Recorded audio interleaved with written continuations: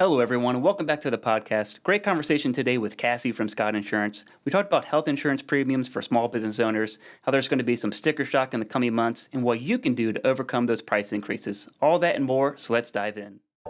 Transact Capital presents Banking on Your Business with Jacob Robertson.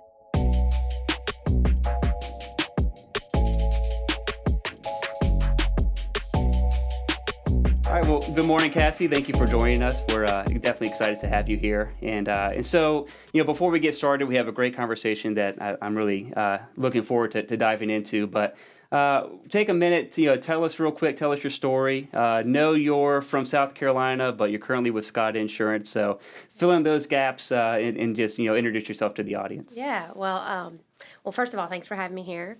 We've known each other for, I guess, a couple years, and so was excited to come on and speak to your audience. But yes, so Clemson grad from South Carolina, go Tigers. Although our first game was a little tough there. It's been a rough season. Yeah, we won, but that Duke game sort of threw us off. But we're gonna come back. But started. Went to Clemson, South Carolina, cut my teeth in the business with a large manufacturer in South Carolina. Started out as an industrial engineer, moved to cost accounting, and then became plant controller. And then, through the course of life, marriage, family, kids, sort of took a step back from that to take care of, children. And then when I was ready to get back in, I was scooped up by an insurance firm. That was right about 2015 when the Affordable Care Act came out. And they wanted me to do the financial modeling for pay or play. So at that time, with the Affordable Care Act, the mandate came out, you would either pay a penalty or you would play. By playing, you would offer insurance to your employees, and this was applicable to large employers. And so a lot of mid-market businesses at that time, there were different stipulations on what amount of insurance, minimum essential value, minimum essential coverage. And so they needed to understand what the costs were going to be either way. And so I did that financial modeling. Before that, I could just barely spell insurance. And then after that, I got to know it very intimately.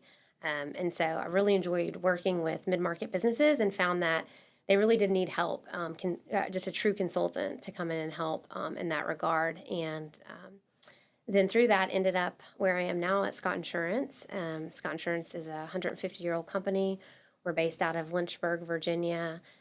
I'm here in the Richmond office. The Richmond office was established in 1990s by our now president, Hutch Mock, and can't say enough about it. I've been there for 5 years, and I don't think I'm going anywhere. It's a great company, great culture, and I just truly enjoy what I'm doing.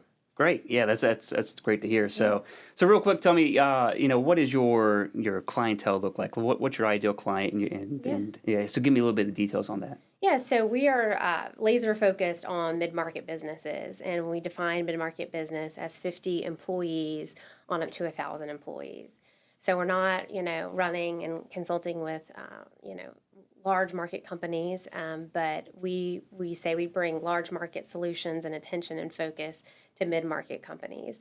And as far as industry, we're industry agnostic. I have manufacturers with my manufacturing background all the way to nonprofits in my book of business. So, Okay. really, it's the employee headcount that really matters and where we can specialize in and bring value to.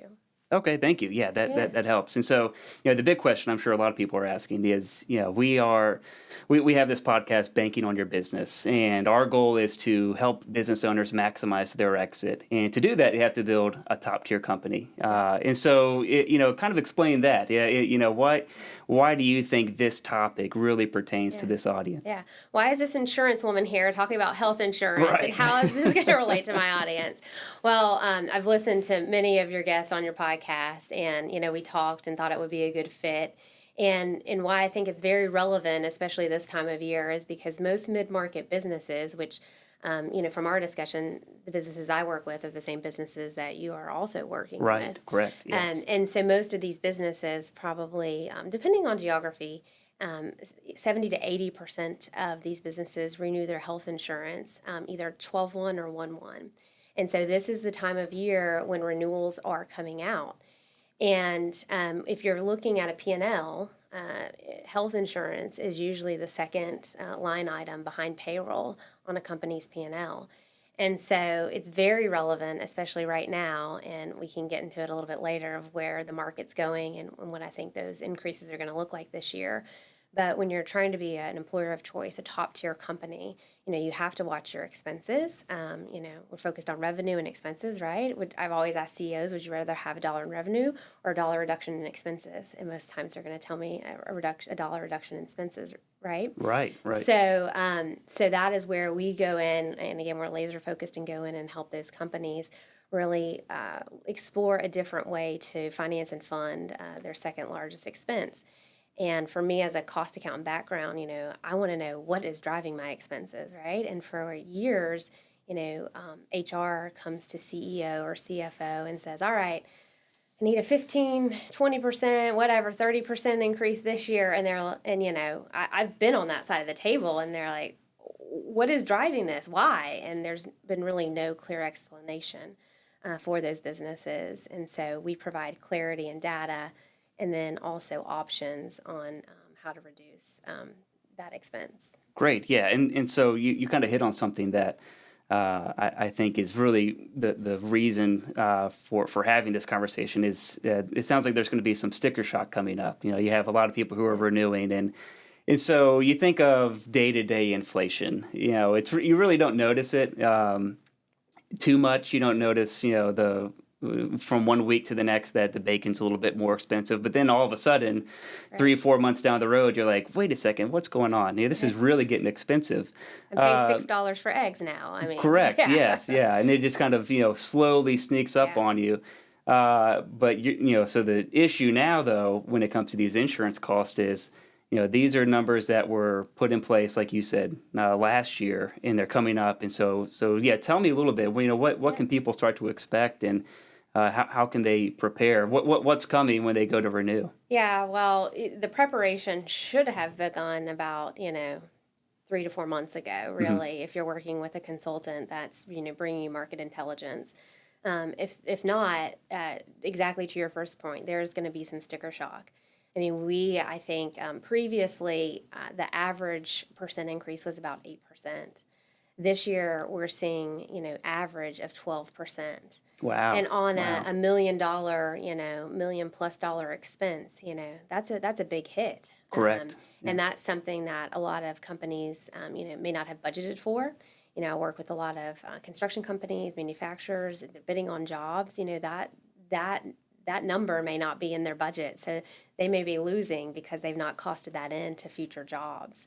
And so, sort of a warning of that. We are seeing elevated renewals, and there's a couple of reasons that we're seeing that. One is, to your point, inflation. So there's healthcare inflation, and that's just like we're seeing everywhere else. Their supply costs, they're meaning hospitals, physician offices. Supply costs are going up, but also labor costs are going up. And so, we're seeing it just in normal inflation. And then also the second part of that would be delayed care. There were so many of us that delayed care throughout COVID. And then even we saw it, post-COVID when we were all starting to get back out into the world, the first thing you did was not, I'm going to go see my primary care doctor. You Right. took that trip that you wanted to take, or, you took your family on a vacation. So now this year we've seen severity of claims are up somewhat due to prescription costs, but we've also just seen volume of claims within a group up due to that delayed care. So to bring it full circle to what you said, I think mid-market employers are going to be quite surprised at the increases they're going to see. Right. Yeah. So two things there. So one, you kind of hit on the how you interact with your clients, and it sounds like you're trying to get out in front of this. So again, just tell us how far out do you work with your clients and try and forecast some of this stuff. And then the other part of that is what if the business owner hasn't done anything. So tell us a little bit about how far out do you try and work with them to plan this stuff out. Again, I always take a financial side to it because I was on that side of the table, and I wanted to know, what budget number should I put in, and why am I putting in this placeholder of a 10% or a 12% or a 5%?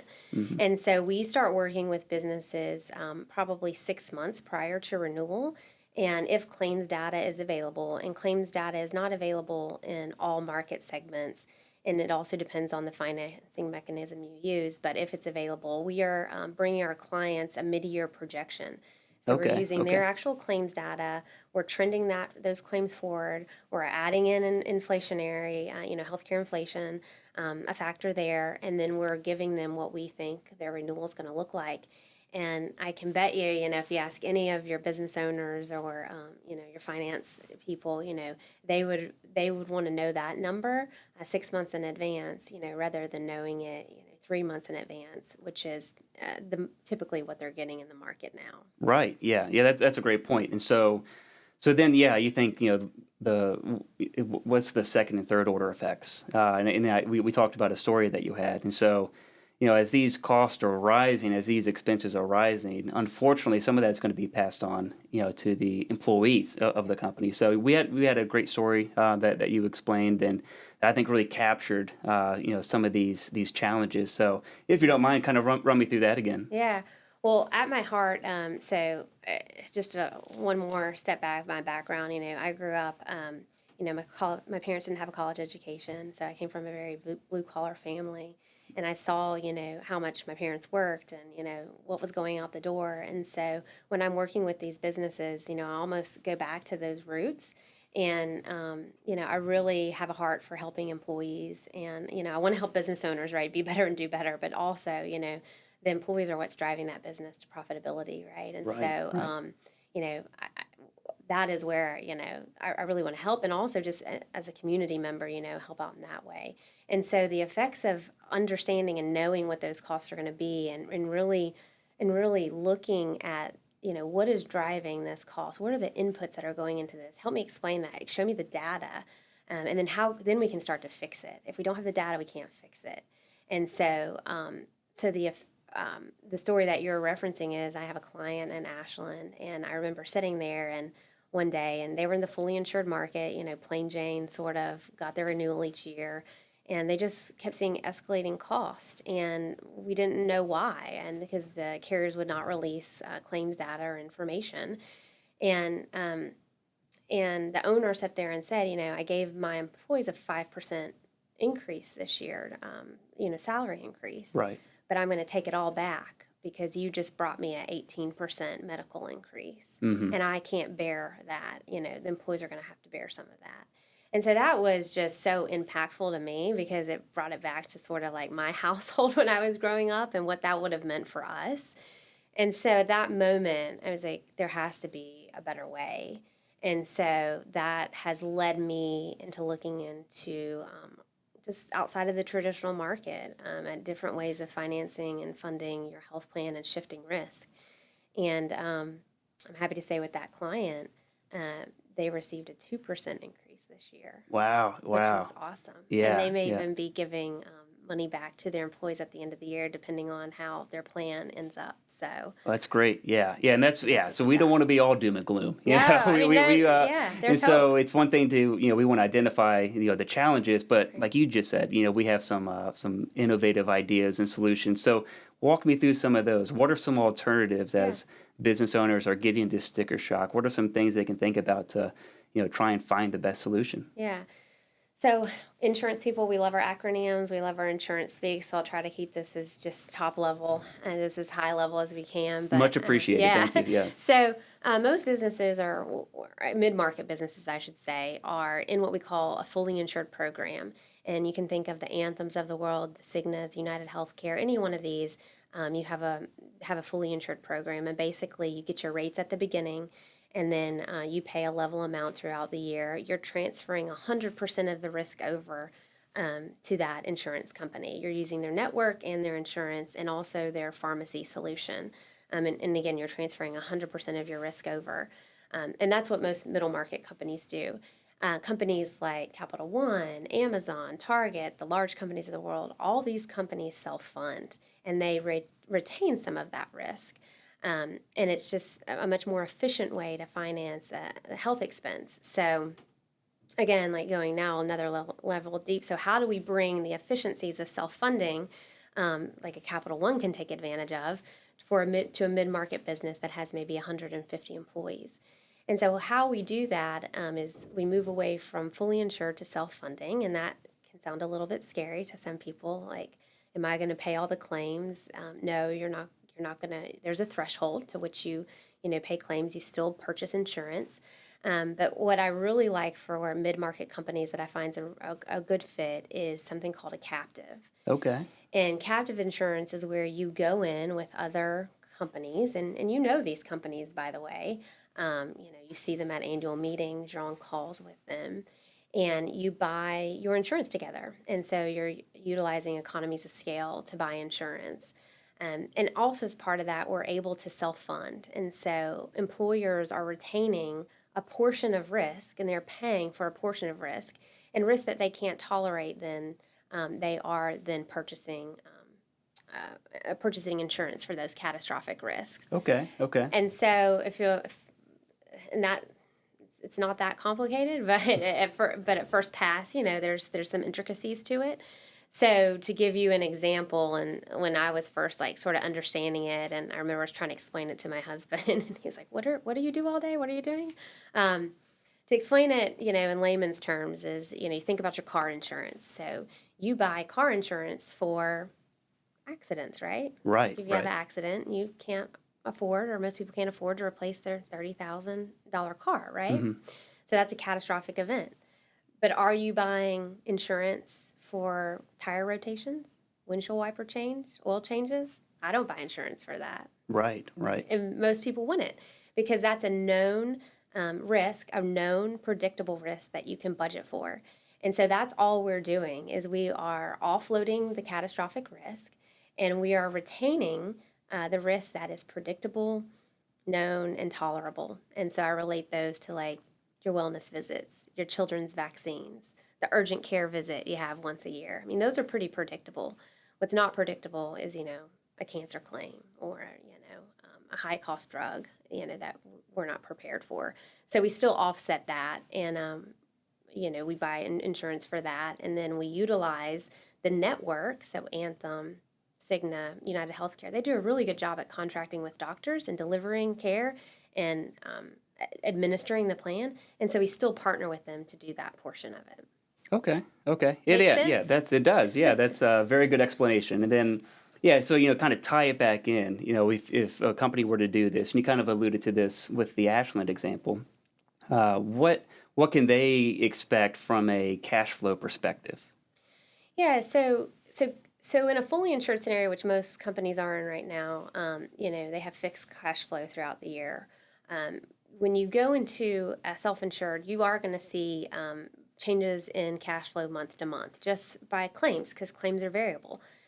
Some people go to the doctor at the beginning of the year, some people go at the end of the year. And so we help companies, plan for that. And we also have parameters there, so there's not any one shock. So if you do have that cancer claim or an accident, you're not going to be asked to pay, for that out of pocket in 1 month. Companies cannot tolerate that. They cannot do that.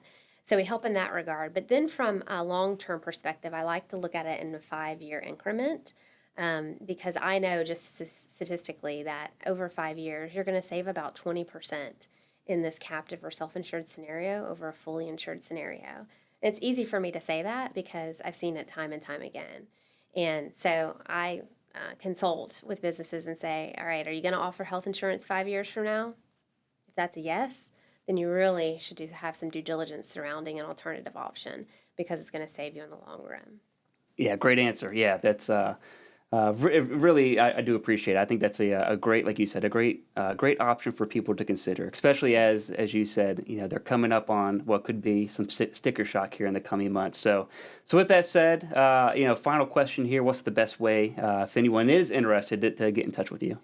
Yeah, so you can find me on LinkedIn, of course, but also it's K O'Brien at scottins.com.